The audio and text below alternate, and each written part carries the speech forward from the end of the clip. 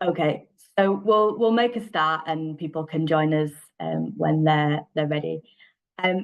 So thank you for joining us today for the NIHR Global Health Research Training Awards webinar.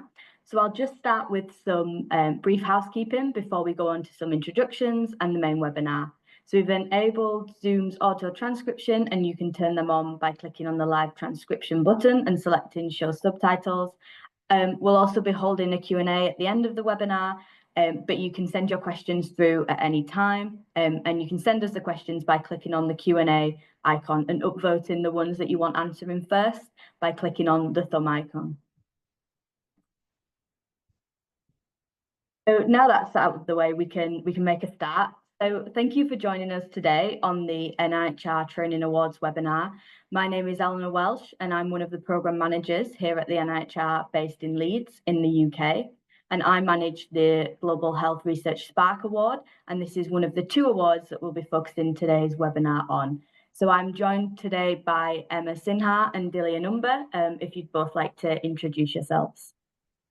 Yeah, sure. So hello, I'm Emma Sinha, and I'm the Senior Programme Manager affiliated with the CADA programme, which I'll be talking about after Eleanor's spoken about SPARC.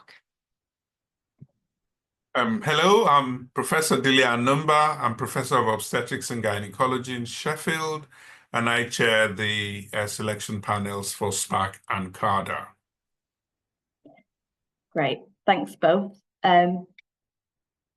So here is just an overview of what we'll be talking about today. So I'll start by just giving a little bit of background about the NIHR's Global Health Research portfolio and the role of the NIHR Academy.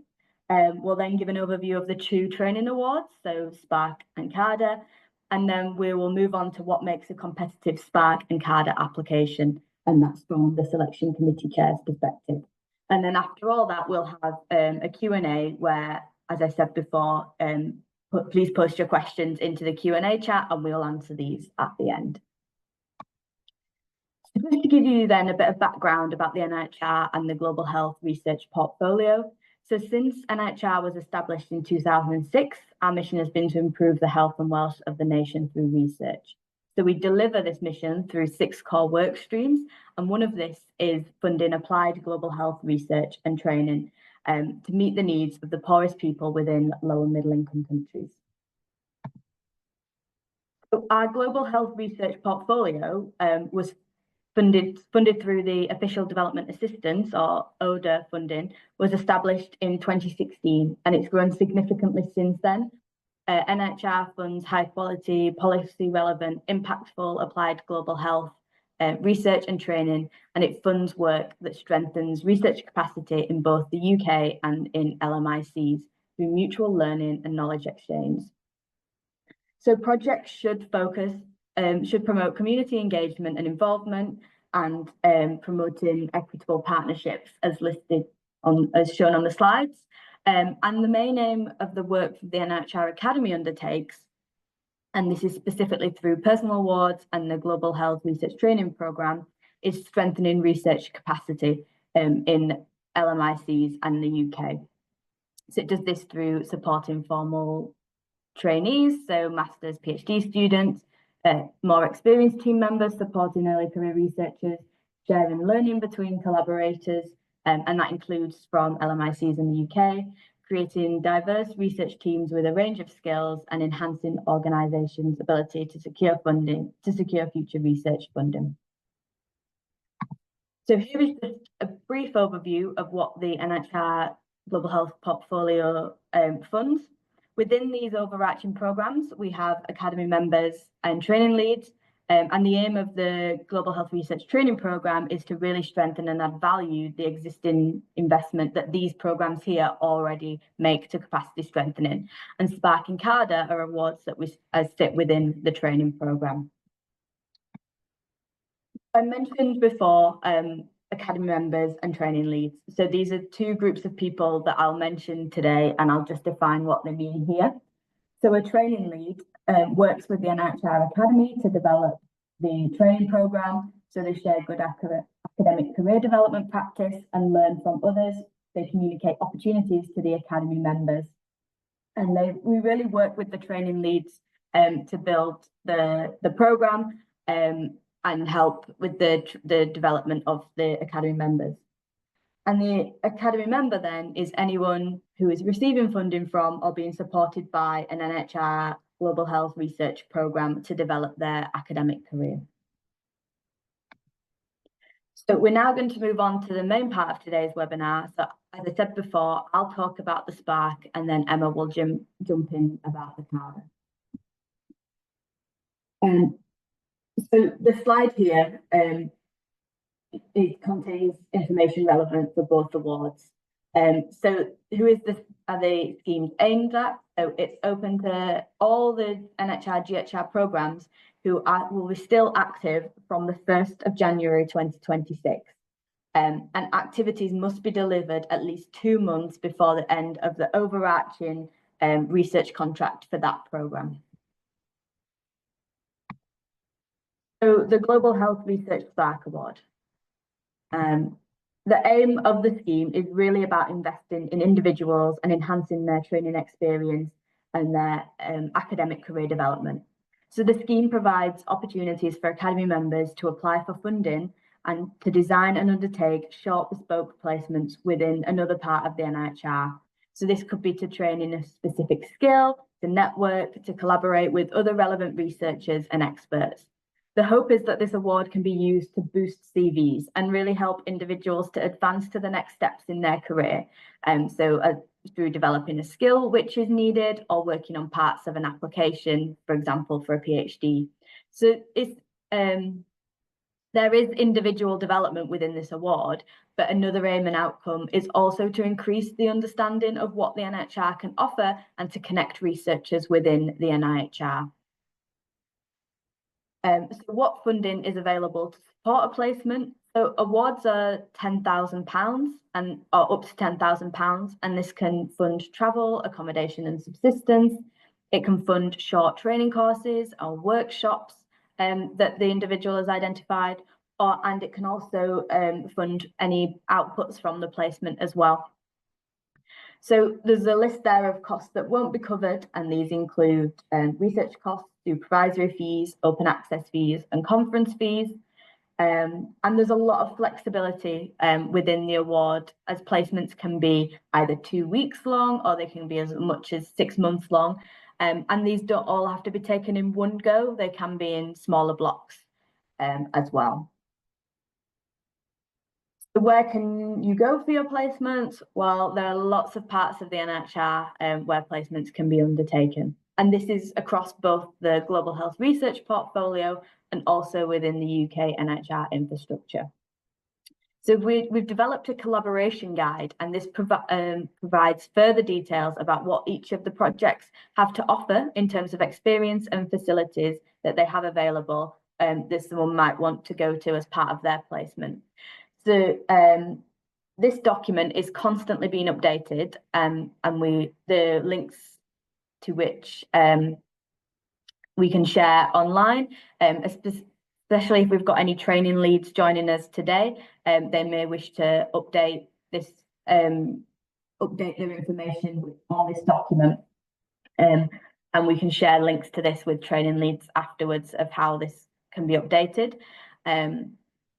And we encourage applicants to use the guides to see what's available when looking to where to undertake their placement. We say that applicants should consider seeking placements within an NIHR GHR program, which has similar specialisms to the program where they're currently based. They may want to seek placements in a program that offers research training or experiences not currently available to them in the program that they're currently based in.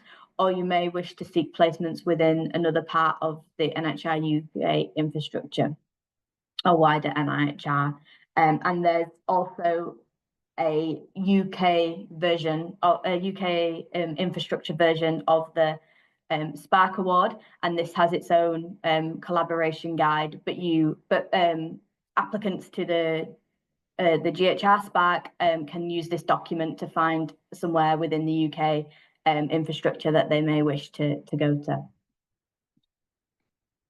So what can you do as part of your placement? Well, this is really up to you. We encourage that you talk to your supervisors and your training leads to identify any training gaps that you may have, or anything that you wish to develop as part of your career development, or what you want to achieve as part of your placement. So I've included some activities here that have been done on previous awards, just to give you an idea of what we expect to see in an application.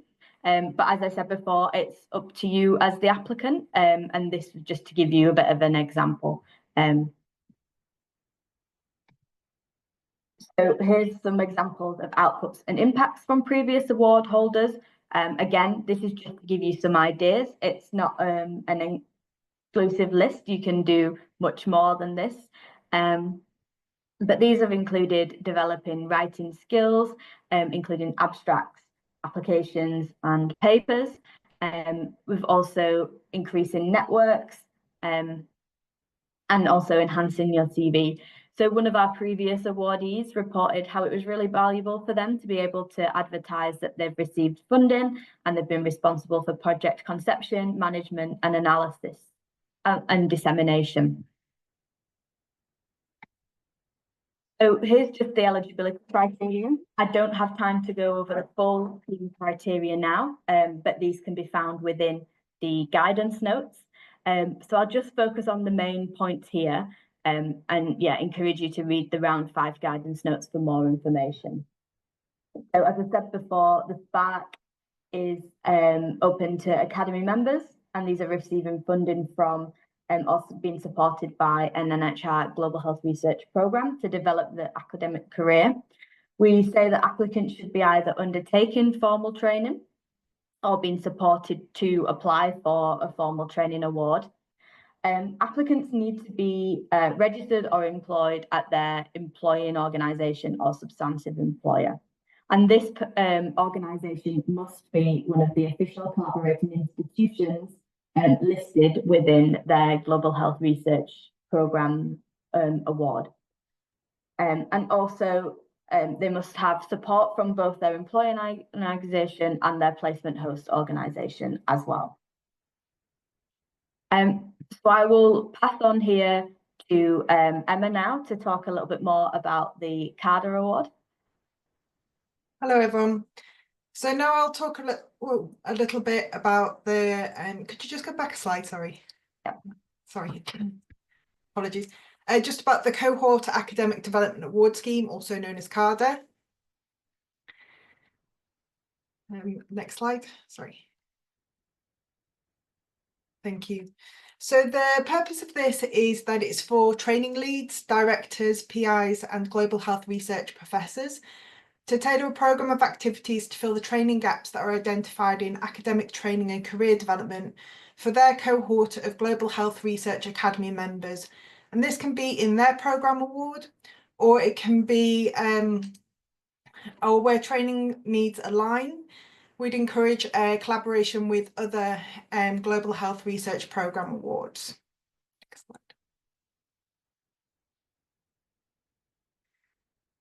slide. In terms of who this is aimed at, as I said, the lead applicant would be the training lead, programme director, principal investigator, or global health research professor. But there can be other participants in the application, including co-applicants. This is an optional participant type, but this could be a Global Health Research Academy member who can take on an active role in the award as part of their career development.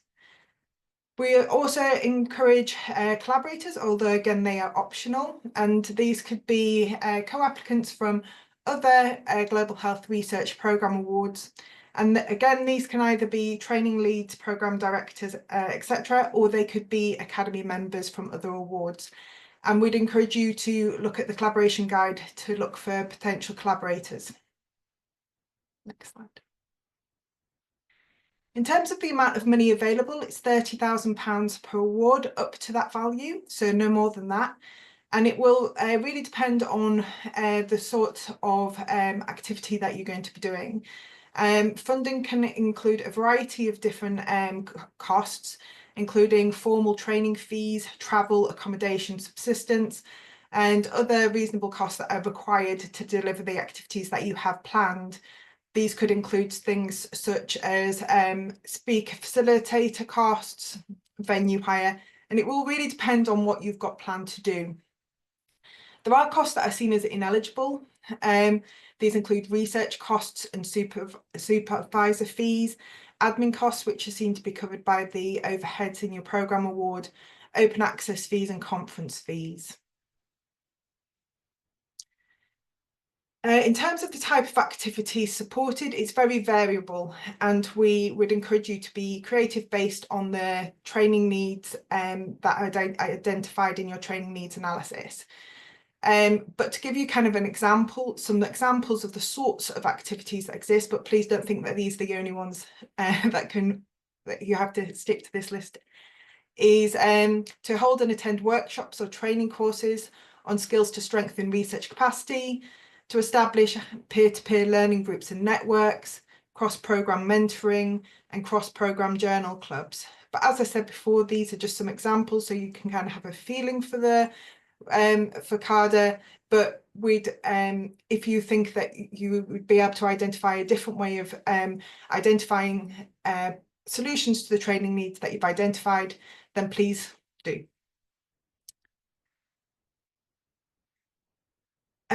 So again, with the flexibility in the duration, it will again depend on what you've identified as your activity. Implementation of that activity can be anywhere from a couple of weeks to 6 months, and it can also be broken up into different segments over that sort of duration. And we really do recognise the need to adopt a flexible approach in that. However, the activity must start between the 1st of July and the 1st of February, and must be completed by the end of February next year, and or 2 months before the end of the overarching programme awards, whichever is first. In terms of output, we encourage you to describe clear, tangible outputs and plan for how those outputs will be disseminated and followed up. We please consider any potential longer term benefits that might arise and the actions that will be taken to ensure that potential impact is realised. The written report on the implemented activity is required within 2 months of the completion of the activities, or by the 30th of April, whichever is soonest. So just some useful information on applying to both awards, I think. The online system that is used is Aramis. All of the applicants and participants and signatories will need their own Aramis account. You can search to see if people if they already have an account, and if they don't, then you can fill in the details so that they can set one up. All participants must confirm their participation, and signatories must approve in Aramis before the submission of the applications will be allowed.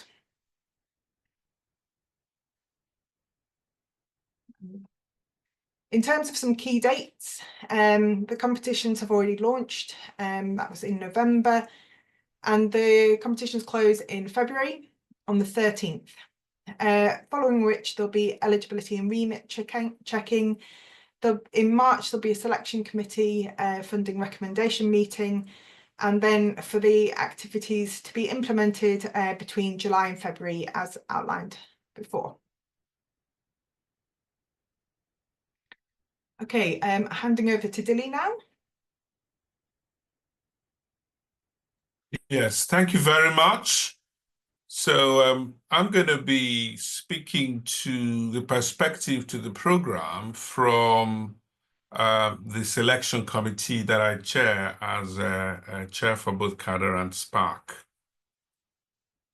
So the same selection committee reviews both the Global Health SPARC program and the CADA applications that you've heard about. The selection committee is made up of a panel of global health and care professionals representing a range of professional backgrounds who provide sound and unbiased decision-making on applications. We review and assess applications and provide a recommendation on which applications, which meet the assessment criteria, should be funded. The assessment criteria for both schemes are clearly outlined in the guidance notes and should be read carefully when preparing the applications. In terms of the composition of the selection panel, we're made up of 9 members, which includes a chair, a deputy chair, 5 members drawn from across the global health research programs of the NIHR, and 2 Global Health Research Academy members of the NIHR. So let's talk about the SPARC application itself and how the selection committee looks at this. What makes a good SPARC application is important, and the committee looks to this. At a very superficial level, an application from, say, an early career epidemiologist may look very different to one from a senior sociologist or to one from a nurse wanting to run a clinical trial. But actually, good applications have very common characteristics which are evident regardless of discipline or career.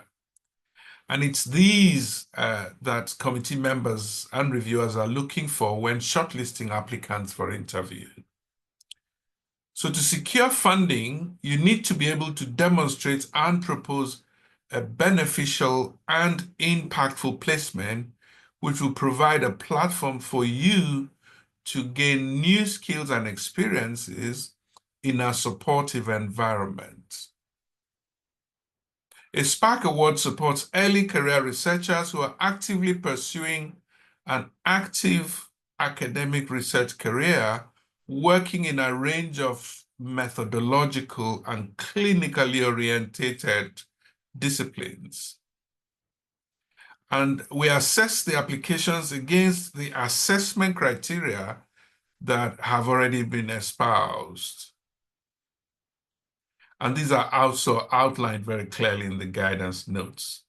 And I would therefore urge you to read those very carefully when preparing your applications.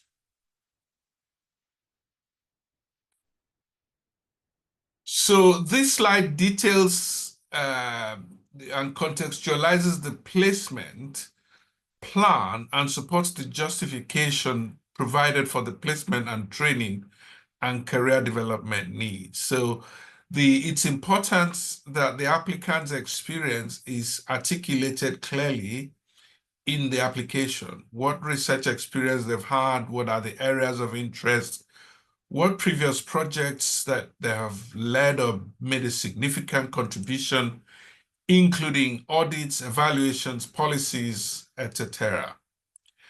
And also, very importantly, why it is important to undertake this placement at this particular point in time in your academic research career. So we also encourage applicants to dedicate sufficient time to develop a good application, during which applicants will benefit from the support of the Global Health Research Program Training Lead, the primary supervisor, and the supervisory team members at their placement host institution, in other words, where they will be undertaking the placement. The selection committee are looking to see that applicants have actually really thought about their placement plan, the placement host, and have explored and maximized the opportunities available to them for their personal and professional development, and have developed a placement that is bespoke to their individual training needs, background, skills, experiences, as well as their proposed career trajectory. It's important to consider the things that are outlined in this slide. Consider the evidence that you have assessed the gaps in your knowledge and skill set, and make sure you articulate that clearly, and that your proposed placement plan will meet these needs. Also articulate clearly how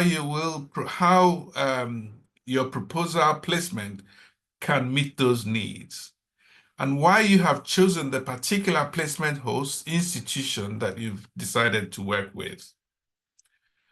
Also, in terms of timescales, the panel is looking to ensure that these are realistic and that the intended outcomes of the placement will be achieved within the time frame of the proposed placement. The committee is also looking at what the measurable outcomes will be and what the indicators of success will be it stuff like publications, preparation of a competitive fellowship application. And you may in fact wish to include a placement Gantt chart to highlight the activities and the others in which these will take place during the placement itself.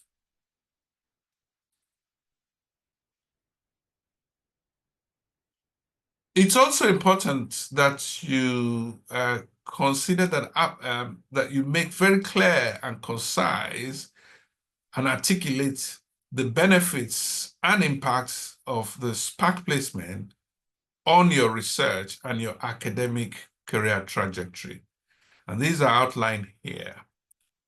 How the proposed placement plan will support your development in global health research, how it meets and complements your unique training and career development needs, what success will look like from a personal perspective, and why it's important to undertake this placement at this particular point in your academic research, and how the proposed placement will enhance your chances of achieving your career goals. For example, the development of a competitive research fellowship. So these are key and important issues that need to be addressed in your application. The panel also looks at issues around the placement host institution and supervisor. And in this regard, the statement of support from the placement host institution and supervisor are very important.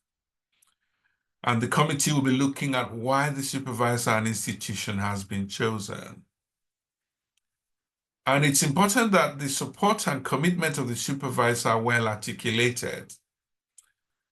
It's important that the details of what they'll offer the applicant is clearly outlined, rather than generic or sort of bland statements of support that are not really tailored to the applicant itself.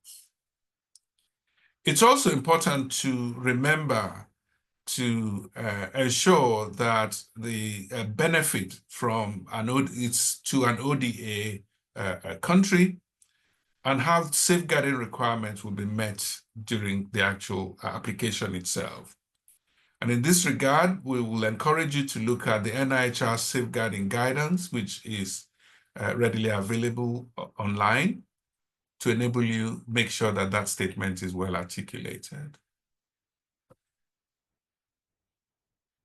So specifically for the Global Health CADA Award, now that we've talked about the SPARC, to secure funding, you need to be able to demonstrate and propose a beneficial and impactful program of activities that will meet the academic development needs of the cohorts of academy members. And good applications clearly outline how the proposed activities will enhance the training and career development needs of the cohort. And applicants should clearly outline how the activities proposed are additional to the training and career development activities outlined in the original program award application.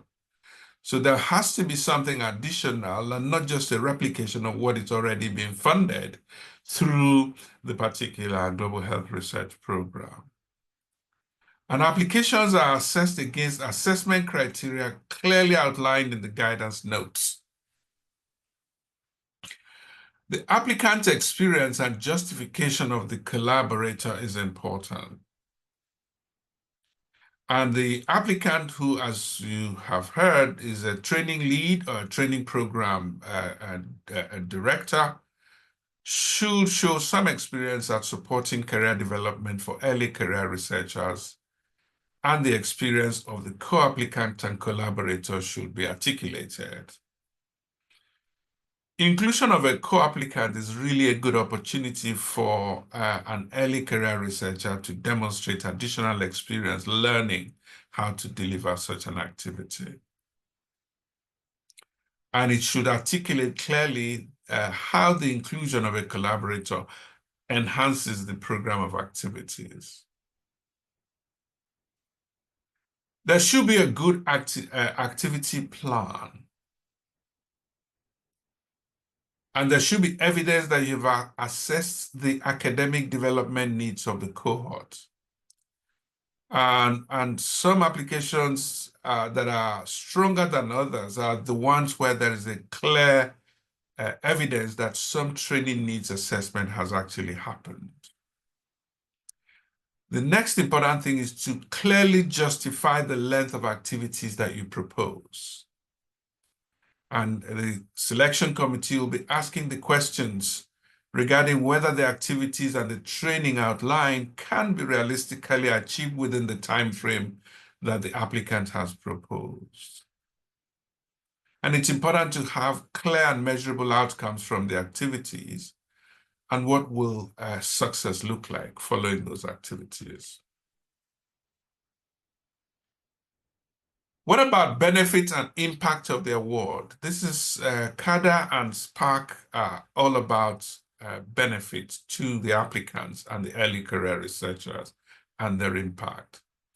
And you should be able to try and articulate that by demonstrating that the activities will provide a high quality and stimulating academic career development opportunity to meet the identified career development needs. If it is at all possible, it's important to also say how those activities will be evaluated to demonstrate benefit and impact. And what would a successful CADA award look like at the end of the activity?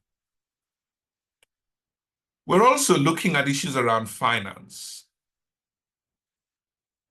And in this regard, there is a need to demonstrate that what you are planning to do represents good value for money. And to be able to do that, it would be important to seek advice and input from your NIHR Global Health Research Program leads to ensure that costing is consistent with guidance. And that costing is based on the program lead institution's travel subsistence and expenses policy. And also, as I've alluded to, that it represents value for money. I've also alluded to the fact that the committee is going to be looking at the eligibility and compliance with official development assistance policies of funding by the NIHR, and that you describe how the application is directly and primarily relevant to the development challenges of those countries, and how the outcomes of the placement activity will benefit health and welfare of a country or countries on the dark list. So I'll conclude again by reminding you of useful links which are available on the NIHR website and through various guidance documents related to this call. There are further useful links about the Global Health SPARC program and CADA awards, which you should familiarize yourself with through the websites as well. Thank you. I'll pass you back to Elena now to moderate the rest of the program. That's great. Thank you, Dilly. So yeah, we'll open up now to any questions that you may have. I think we'll have a few in the Q&A. 1 second. I'll pull these up.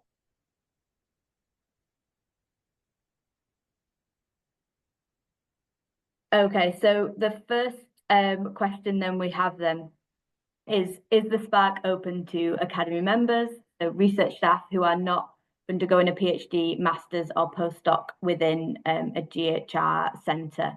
So yes, it will be open to Academy members. you would need to demonstrate within your application that you are being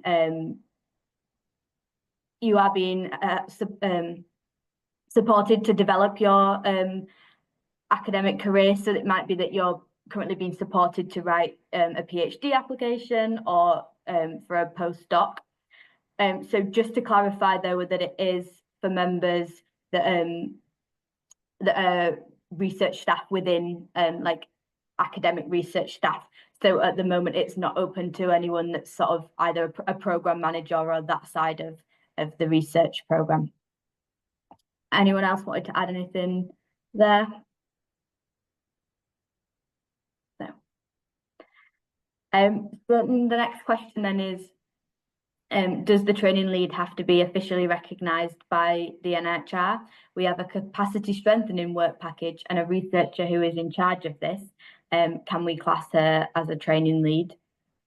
So the answer to this would be yes, they would count. We would ask that you get this person involved in the who is leading on the capacity strengthening to contact us as well, so we can add them to our list. And this is purely so we can share opportunities with them that are available, and you know that they can have this engagement with the NIHR, and they'll be aware of what we have to offer for the academy members within the group. So the next question then is, I've secured a Global Health Research Development Award commencing on the 1st of January 2025 to the 31st of December 2025. Please can you advise if I'd be eligible for the short placement awards if this is the case? Unfortunately not, just because we do have a cut-off of the end of 2025 as to be, so any awards needs to be finished from 2026 onwards. And this is purely because of how the awards are contracted and how we manage the awards. We just need this in place to ensure that we're able to contract the award. So unfortunately, no, you wouldn't be eligible in this case. Is it possible to undertake a placement in more than one research unit in one application? Perhaps Dilly, do you want to jump in here? Generally speaking, it's given the limitations in funding, but also B, the limitations in terms of timing, it is generally best to have the one host institution. Having said so, if there are related activities that are relevant to that host, that particular engagement, and you can persuasively articulate the relationship between that host institution and other activities and engagements with others, then by all means include that in the bid. But generally speaking, given the short time frame for the award, it would make sense to have one main host institution. And if you are going to be visiting another institution from the main host institution, then you need to articulate and defend that very robustly so that it's clear that it adds value to the primary placement with the one institution. There isn't any restriction as such, but it would make sense to justify it well. Thank you. So the next question then is, would project staff working within an NIHR-funded research project qualify as academy members, as their career building is being done through the capacity building platforms of their respective NIHR-funded research groups? So I would say, but please, Ryan and Emma, jump in here if I've got this wrong. We wouldn't really expect, particularly in the SPARC, we wouldn't expect project staff at this moment to be able to apply, just because the focus is on developing academic careers for these two awards, particularly for the SPARC. But CADA, perhaps Emma, Dilly, do you want to jump in with that one?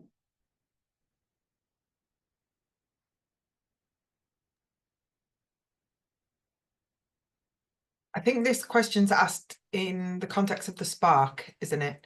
And I think that in terms of the Academy member definition, that I would agree with what you were saying in terms of that being an academic career development pathway.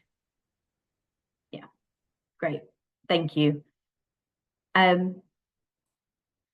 So the next question is a principal investigator with 5 years experience after postdoc eligible to apply? I'm not sure which one this scheme is referring to, so I will answer SPARC, and then potentially Emma, if you want to jump in, or Dilly after that. So for SPARC, someone with a postdoc would be eligible. However, it's more a case of you need to justify why this SPARC would be a good award to receive at your at the current point in your career, and how it would benefit you, and particularly since that you are already a principal investigator, you would really need to justify how it would benefit your career. Really, these awards are aimed at the more earlier careers, and it's but yeah, does anyone else want to jump in here? I think this was, given the timing, I think this was about SPARC, so I think I would concur with what you just said. But if people are interested in this in terms of CADA, obviously that's a bit of a different situation, because if you're a principal investigator of a global health research award, then you would be eligible to apply. But that's not just being a general principal investigator, that's connected with an existing award. So yeah. Yeah, so occasionally we do have relatively experienced career applicants, essentially, who may have been a principal investigator on a different project. But if they're trying to redevelop or reshape their careers in the context of changing their areas of research, and they can justify it, as Elena has said, demonstrating that they are pretty much early career researchers in a different area that is relevant to global health, from which they'll aspire to develop new careers, pretty much like an early career researcher, then they need to articulate it very clearly. Having said so, there is a need to have this mainly for early career researchers who are pretty much at a much earlier stage of their training than more established researchers with many years of experience. Right, thank you. So the next question then is, when you say that Academy members are receiving funding from, does this mean that anyone working on an NIHR funded global health project can apply to a SPARC? So the bit from, so we need to include here in the definition that Academy members are receiving funding from or being supported by and to the project to develop their academic career. So anyone within the Global Health Research Project who is being funded or supported by the project to develop the career would be eligible to apply for the SPARC.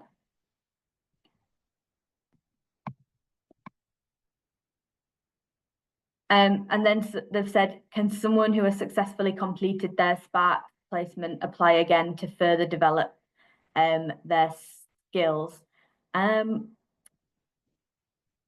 Ryan, perhaps you might want to jump in here. Yes, so there's no rules about re-application. So technically, yes, but I think there would have to be strong justification as to why that's going to be beneficial. Similar with the 5 years experience as a principal investigator, it's not part of the wouldn't make you ineligible that you've already had one, but you'd have to maybe really spell out to the committee and really strongly justify why another placement is going to be, adding to your career trajectory in the aims of the scheme. Great, thank you. Then the next question is SPARC available for the NIHR right calls? So the answer is yes, providing that the end date of the project is after the 1st of January 2026. So then the next question is, can a previous CADA winner apply for a SPARC award? Dilly, do you want to jump in? Yes, I can. So the answer would be no, because the CADA winner is someone who's already a training lead or principal investigator, and the SPARC award are for early career researchers. So there's different awards. So you may have benefited from a CADA award in your program, but the applicant would be someone more senior than yourself. And if you're a member of the NIHR Academy, then you can apply for SPARC. Just to add in here, if you've previously been awarded a CADA as a co-applicant, as an ECR co-applicant, then yes, you would be able to apply, but we wouldn't expect anyone who's been the lead applicant for a CADA to apply for the award. So the next one is, do I have to wait until 2026 before I apply? So the answer, I guess, would be no. So you can apply now, providing that your global health research program fits within the eligibility dates. So, for example, if it hasn't, you're in a project that hasn't started yet, we would maybe say wait till the next year. But as long as you fulfill the eligibility criteria, you can apply for this round. So the next question then is, are lab-based projects accepted? Dilly, perhaps you want to jump in. Generally speaking, one would need to demonstrate the relevance of that to the career development, but not necessarily in terms of a research application. So as you can see from the guide, when you read the guidance documents, you'll see that the SPARC does not fund research in itself, but attachment to a program where you acquire new skills that may well be translational would be accepted to the extent that it has some, you can demonstrate its benefit, for your career, but also is relevant to the health of the ODA countries from which you're applying. So the short answer is that not for research as such, but for exposures to approaches that would help you to develop either a fellowship or to develop a research career, but not necessarily to be based in the lab doing research in itself. Thank you. So the next question is, will you be sharing these slides afterwards?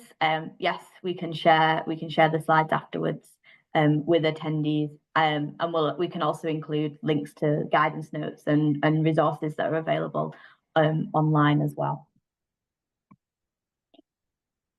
The next question is, what is meant by being supported to apply for an award? So I assume here that this is referring to the part of the eligibility criteria for the SPARC award, where we say you're either undertaking formal training, so PhD, master's, postdoctoral, or you're being supported to apply for this. So we would say that people would count as an academy member if their sort of supervisor, say, works within the Global Health Research Project, and this supervisor is currently helping them apply for a PhD or a master's. I don't know if anyone else wants to jump in here, if they've got any more they want to add. No. We'll move on to then the next question. So this is a SPARC question. So in the system, can a participant sign as the principal investigator, primary supervisor, and a training lead? And can a person applying for a global health SPARC also be a co-applicant for a CADA application? So in the system, so I'll answer the first question first. In the system, so a participant can be can have multiple roles. Apart from the lead applicant, we would just expect them to be the lead applicant. But we recognise that someone's principal investigator of their overarching programme award may also be their primary supervisor, so they can have the multiple roles apart from the lead applicant. And can a person applying for a global health research SPARC also be a co-applicant for a CADA? My answer to this, I think, would be yes, although Dilly, Emma, please do jump in if you disagree.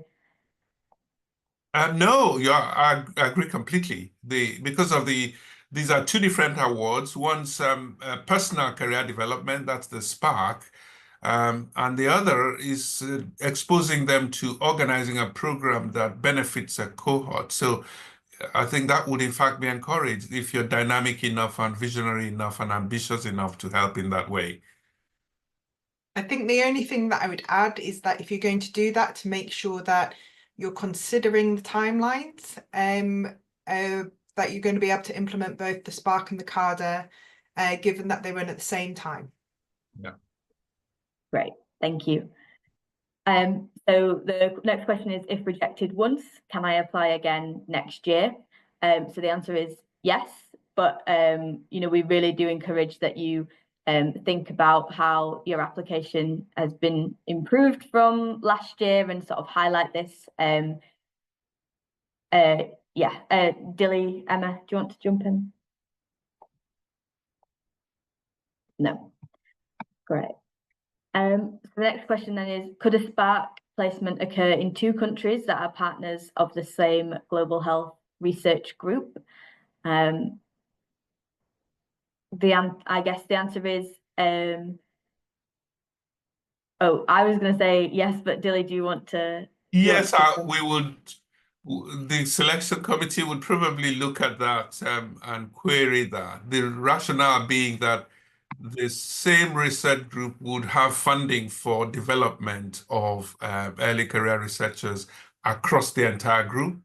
So one would expect there to be enough interaction within the group. And therefore, it's about giving opportunities to early career researchers in an infrastructure different from their own global health research group. If one was applying to the same group, then they would have to justify why that is not part of the original application. Generally speaking, most successful applications demonstrate that interaction from amongst the early career researchers in the group. So it wouldn't be, it's unlikely to be favorably considered if it's for the same research group. Great, thank you. So the next question then is there a specific list of placement centres in the UK, or can we propose one ourselves? So in terms of, so if you're talking specifically about the UK NIHR infrastructure, so that's not part of the global health research, there is a list of places you can go to, similar to the list of the global health research projects. So the list of the infrastructure and the projects, but within these projects there are different organizations that you can go to. So we just encourage you to have a look at these placement guides that are linked within the guidance notes, and we'll share afterwards as well, as I mentioned before, and just have a look at what is available. Because the whole purpose of the SPARC is to connect researchers within the NIHR. So the centres need to be linked to the NIHR where you go on your placement. So the next is, could the SPARC placement take more than 6 months, mixing virtual and in-person activities? Anyone want to jump in?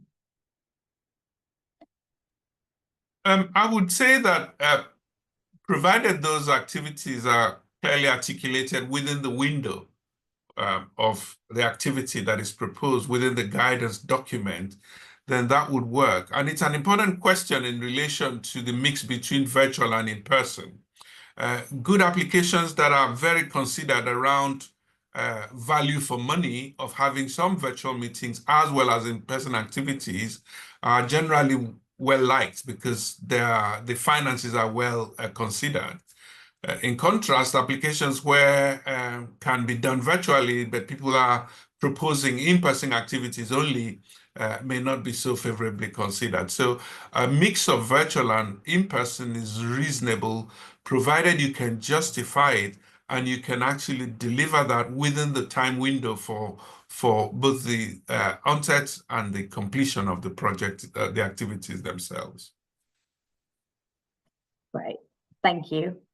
So the next question then is, I'm a training lead for a Global Health Group award, but I'm not a UK citizen. Am I still eligible to apply for the CADA? Yeah, so if you're a training lead, then you're eligible to apply. We'd actually encourage applicants from lower middle income countries. So yes, there's no need to be UK citizen. Great, thanks, Emma. So the next question is also a CADA one concerning the participants and signatories. Do collaborators need to be from other funded programs, or can they be part of the same program applying? Yeah, so on this, collaborators need to be from other funded programs, but co-applicants can be within your same program. So I think that would be my understanding of it based on the eligibility. Does anyone else have anything they want to add to that? No. No. Great. Thanks, Emma. So I'm just conscious of we're nearly to time now. So if we answer one more question, and then I realise we've still got lots of questions, but so if we haven't answered anything of yours today, then please do get in touch with us via email, and we're more than happy to answer after this. So if we make this next one the final question, so that is, are SPARC and CADA offered annually, or is this a one-time program? So the answer is yes. They are. We do want to offer them annually, as with sort of all our funding through the Global Health Research Programme. We're trying to make it so everything's annual, and so researchers can really predict when calls are coming out and really plan and prepare for all the different funding opportunities. So yes, and we try and make it,